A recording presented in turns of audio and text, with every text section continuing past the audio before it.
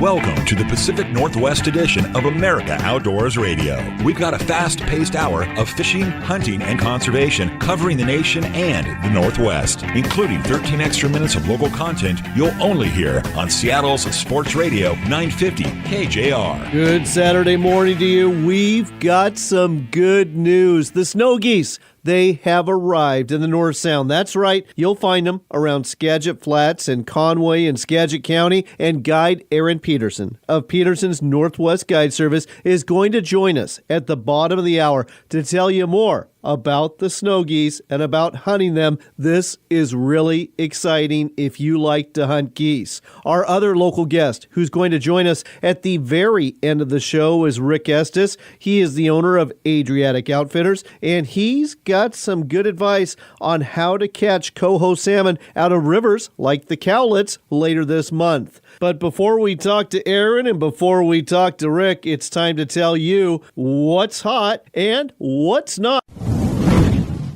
Sponsored every week by your Puget Sound area Sportsman's Warehouse stores in Federal Way, in Puyallup, in Silverdale, and in Everett. And guess what? They're having a pre-Thanksgiving sale right now. And if you're in the market for a shotgun or a rifle or a pistol, you need to head down there. They've got some really, really good deals. I'm talking like $150, $200 off. It's all taking place this weekend through this week. It's a pre-Thanksgiving sale at your local Sportsman's Warehouse store. Get down there now. Getting into what's hot and what's not, according to the Department of Fish and Wildlife, fishing was not too hot for coho on the Cowlitz, Kalama, or Lewis rivers last week, and what coho were caught were primarily jacks. The best fishing for coho last week was found not in southwest Washington, but on south central Washington's Klickitat River, where 46 anglers were checked with 20 coho and 2 Chinook salmon,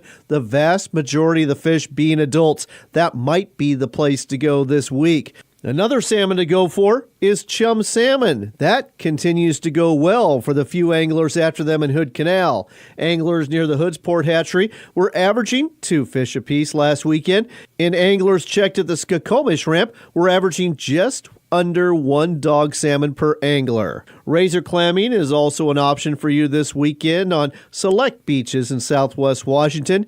You can head out to the beaches at Twin Harbors or Mock Rocks tonight. Low tide is at 8:15, or tomorrow, Veterans Day. Low tide is at 8:56 p.m. The beaches open tomorrow, Twin Harbors and Copalis. If you're after pheasant, you'll have to work for them right now east of the Cascades, though that last plant of roosters around Thanksgiving is coming up soon.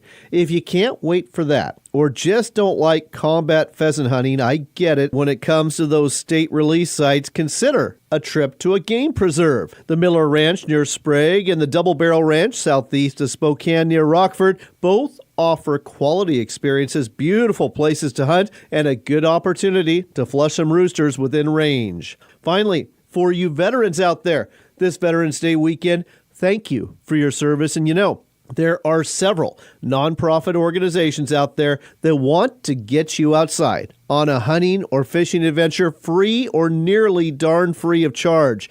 They include the Fallen Outdoors, which started right here in western Washington, Divide Camp in northeast Oregon, helping combat wounded veterans from Afghanistan and Iraq, Got Your 6 Fishing Adventures, Salmon for Soldiers, Heroes on the Water, which takes people out kayak fishing, and more groups that I'm just simply forgetting. Most of them have a Facebook presence, and again, they want to get you outdoors, and they're there to help you with that. Check them out, and for any of you working with these organizations, as a veteran myself, let me say thank you. And now you know what's hot and what's not this Veterans Day weekend in the Pacific Northwest. That's your first local shot of the outdoors. Now let's see what's going on across the nation. NorthwestFishingReports.com is the Northwest's largest fishing reports website, featuring well over 50,000 fishing reports, videos, articles, and more. All 100% free. Catch more fish with Northwest Fishing Reports. Log on today. Ready for more local fishing and hunting? You got it. It's the Pacific Northwest edition of America Outdoors Radio, right here on Seattle's Sports Radio 950 KJR. It's time to check in with Aaron Peterson. He is the owner of Peterson's Northwest Guide Service and got great news for you. The snow geese, they are here in the Skagit County area. Aaron, welcome to the show. Hey, thanks for having me, John. I, like several other people, got to enjoy your live Facebook stream last weekend where all those snows were coming into your decoys and quite a few were falling once those guns went off. Tell our listeners more about the arrival of the snow geese into the Skagit County area. Yeah, John, it's pretty exciting. We went from 2 weeks ago with 5,000 birds, and now we're up above that 50,000 mark. They just showed up, snowing up north, weather dropped into the single digits. So the snows are starting their trek down south. I know that public land hunters and those that are hunting on some of those lands that WDFW's got available, they're getting in on the action early, but those areas get tons and tons of pressure, and that's where your guide service comes in. You've got private leased fields to hunt from where there is no pressure except from your clients. That is true. Some of the quality hunts and some of the options out there are good, but you got to show up at 1 a.m. And we have our customers show up about 6 o'clock in the morning and nestle into the blind and have a fun day out there shooting snows. What is the limit on snow geese this year in Washington State? It's 6 snow geese a person, John. 6 snow geese. And are all of these hunts taking place in Skagit County, not far from Skagit Flats, or are you doing some up in Whatcom and Snohomish County too? That's correct. I'm doing from Snohomish County up to Whatcom. I have fields throughout, and we scout 2 to 3 days a week, and whatever field is corresponding with the wind and the feed, that's where we'll be. Here's another question for you. When it comes to the arrival time for the snow geese, I'm guessing it's not like ducks where that first hour is the best time to shoot. Are they coming in any time between 8 and 10 a.m., or are they coming in that first hour? That's a great question. Every day seems to be a little different. When the wad, we call it, is kicking off the bay, there's usually a really big number of birds in the Padilla Bay. And when that wad kicks up, they are going to make their way to their feed. All right. Well, we've got to leave it at that. But folks, as you just heard, the snow geese are in. And if you want to enjoy a great hunt, go to petersonsnorthwest.com. That's petersonsnorthwest.com. Book a trip with Aaron Peterson, just an hour north of Seattle. You don't have to spend money for lodging or anything else. Just show up around 6 in the morning and bring home some snow geese. Thanks, Aaron. Thanks for having me, John.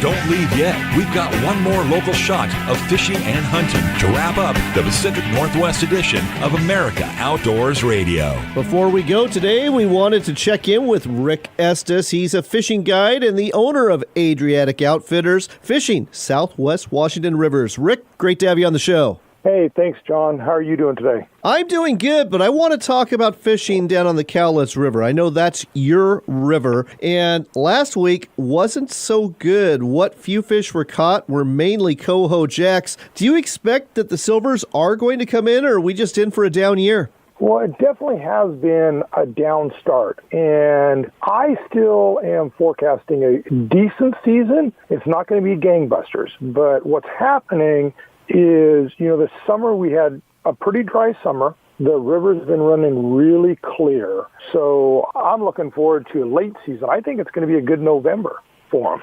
We certainly are getting the rain now, so we're going to find out soon enough if you're right. I hope that you are. Let's talk about how you go about catching those coho so that some of our listeners can get some advice too. Yeah, I mean, there's several techniques I use that you got to be prepared for on any given day out on the water. One of the first things I like to do is like to find some of those back eddies, because that's where a lot of them will stage. Okay. And I'll tend to cast like little plugs, like little Brad's Wigglers for them. We'll cast in those areas, and if that doesn't work real well, then I like to either back troll like a bait and diver. And typically when I do that, I'll use some eggs and a little smile blade. That works really good because I like those smile blades. It doesn't take much to turn them, and they don't add weight to your eggs. Right. and I'll start higher up and just kind of back troll through a whole seam where you got that fast water going and the little slower water, and just kind of backing down that seam, and sometimes that's going to entice some biting. And, that's a very, very good technique to use, as well as just some plugs.